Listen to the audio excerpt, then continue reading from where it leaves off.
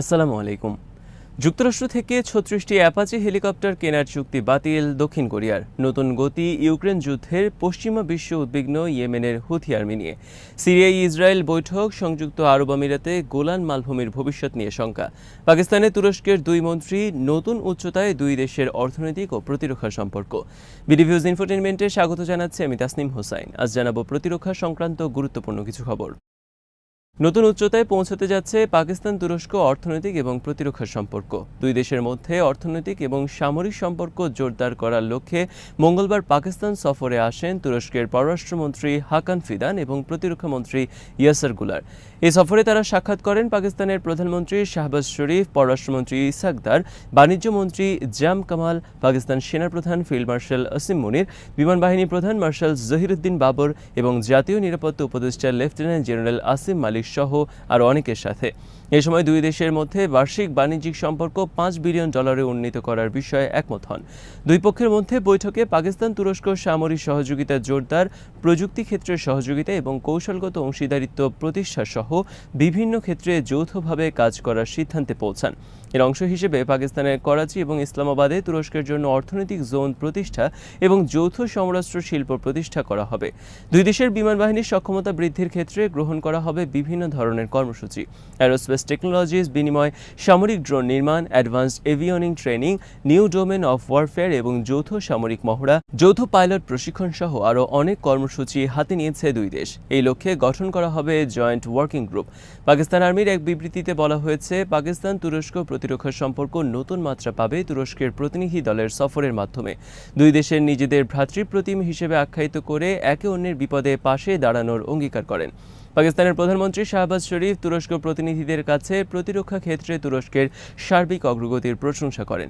শরীফ তুরস্ককে ধন্যবাদ জানান ভারতের বিরুদ্ধে যুদ্ধে পাকিস্তানের পাশে প্রকাশ্যে দাঁড়ানোর জন্য। তুরস্কের প্রেসিডেন্টকে ধন্যবাদ জানিয়ে শাহবাজ শরীফ তুরস্ককে আহ্বান জানান পাকিস্তানে বিনিয়োগের জন্য। তুরস্ক প্রতিনিধি দল প্রশংসা করেন ভারতের বিরুদ্ধে যুদ্ধে পাক আর্মি, বিশেষ করে পাকিস্তান বিমান বাহিনীর দক্ষতা, পেশাদারিত্ব এবং সাহসের। তুরস্কের প্রতিরক্ষা মন্ত্রী ইয়াসার গুলার বলেন, খুব কম বিমান বাহিনী আছে যারা বিদেশি হামলার এত দ্রুত এবং উপযুক্ত জবাব দিতে পারে। পাকিস্তান তুরস্ক প্রতিরক্ষা সম্পর্ক জোরদারে উদ্বিগ্ন ভারতের বিভিন্ন মহল। ৩.৫ বছরের মাথায় ডোনাল্ড ট্রাম্পের মধ্যস্থতায় যখন রাশিয়া ইউক্রেন যুদ্ধ শেষ হওয়ার সম্ভাবনা দেখা দিয়েছিল, তখন সেখানে এই যুদ্ধ আকস্মিক নতুন দিকে মোড় নিয়েছে। রাশিয়ার খ্যাতিমান প্রফেসর দিমিত্রি ত্রিনিন বলেছেন, পশ্চিমাদের ইউক্রেন যুদ্ধ আর ইউক্রেনের সীমাবদ্ধ থাকবে না, এটা ইউক্রেনের বাইরে ছড়িয়ে পড়তে যাচ্ছে। বস্তুত গত ৩রা জুলাই ট্রাম্প পুতিন সোয়া ঘণ্টা টেলিফোন আলাপের পর ভিন্ন দিকে মোড় নিতে থাকে এই যুদ্ধ। এই টেলিফোন আলাপের পর ট্রাম্প বলেন, যুদ্ধ বন্ধে কোনো অগ্রগতি হয়নি। এরপর মঙ্গলবার ডোনাল্ড ট্রাম্প পুতিনের উদ্দেশ্যে বলেন, তিনি আমেরিকার উদ্দেশ্যে বুলশিট নিক্ষেপ করা ছাড়া আর কিছুই করেননি। এরপর ট্রাম্প রাশিয়ার বিরুদ্ধে নতুন করে অবরোধ আরোপের হুমকি এবং ইউক্রেনকে অস্ত্র দেওয়ার ঘোষণা করেন। এর একদিন পরই রাশিয়া ইউক্রেনে এই যাবৎকালের সবচেয়ে বড় হামলা চালিয়ে ট্রাম্পের হুমকির জবাব দেয়। রাশিয়ার পক্ষ থেকে জানানো হয়, তারা ট্রাম্পকে বিশ্বাস করে না এবং আলোচনার মাধ্যমে নয়, বরং যুদ্ধের মাঠেই ফয়সালা হবে। ট্রাম্প প্রশাসন চেয়েছিল রাশিয়ার সাথে সম্পর্ক প্রতিষ্ঠা করে চীনকে বিচ্ছিন্ন করতে, কিন্তু ট্রাম্পের ক্ষণে ক্ষণে সিদ্ধান্ত বদল আর অস্থিরতার কারণে সেই সম্ভাবনা ম্লান হয়ে গেছে। চীনও সম্প্রতি জানিয়ে দিয়েছে, তারা চায় না রাশিয়া ইউক্রেন যুদ্ধে পরাজিত হোক।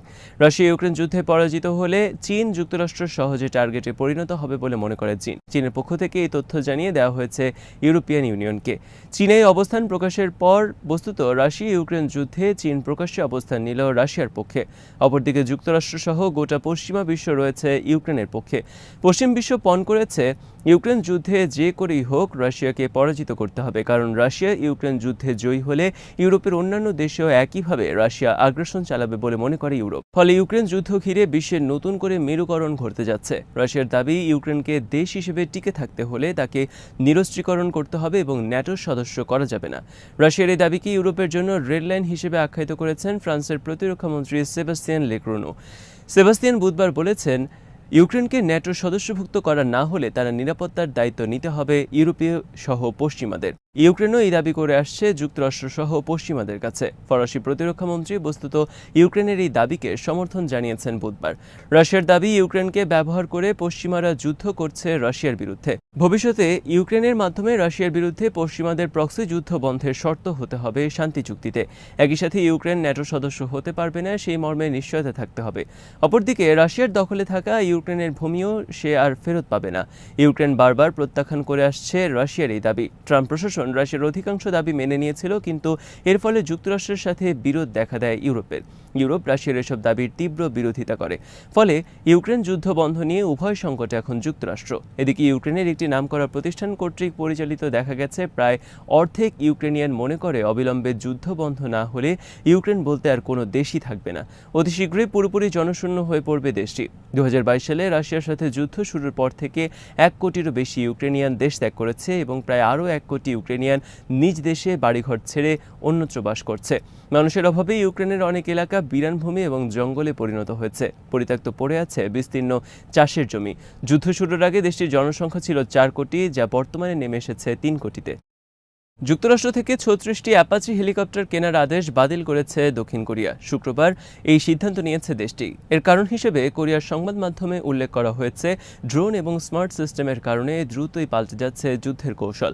ভবিষ্যতে ব্যয়বহুল এসব হেলিকপ্টার আর তেমন কোনো কাজে আসবে না শত্রুর বিরুদ্ধে যুদ্ধে। তাছাড়া যখন হেলিকপ্টারগুলো কেনার অর্ডার দেওয়া হয়েছিল তখনকার তুলনায় বর্তমানে এর দাম বৃদ্ধি পেয়েছে 66%। দক্ষিণ কোরিয়া $2.2 বিলিয়ন ব্যয়ে যুক্তরাষ্ট্রের কাছ থেকে 36টি AH-64 অ্যাপাচি হেলিকপ্টার কেনার চুক্তি করেছিল।